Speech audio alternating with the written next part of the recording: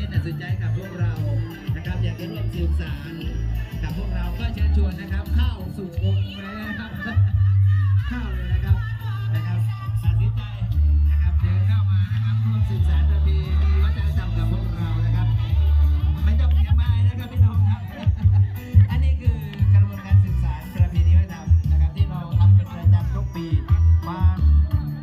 เสน่ห์ของดอยแม่สลองนะครับเสน่ห์นะครับบนพื้นที่แห่งนี้นะครับนอกจากมีธรรมชาติที่สวยงามนะครับยังมีวัฒนธรรมยังมีประเพณีที่โดดเด่นนะครับที่จะนำเสนอไปสู่สายตาของ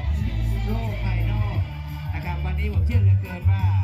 นะครับกิจกรรมเทศกาลโรถสินค้าในวันนี้นะครับก็จะดึงแฟชั่นนะครับไม่ว่าจะในหรือต่างประเทศนะครับด้วยอิทธิพลของโลกโซเชียลนะครับ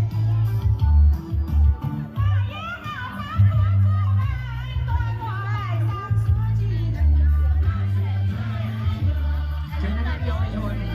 นะครับเยาวชนพี่น้องเราลูกหลานเรานะครับอยากจะมาร่วมแสดงออกนะครับเรื่องของการสื่อสารประเพณีวัฒนธรรมการเต้นตัดสินใจก็เชิญชวนนะครับหลายท่านมองว่าดูเหมือนจะเต้นนะครับจังหวะง่ายๆแต่จริงๆแล้วเวลาเข้าไปก็ลำบากนะครับ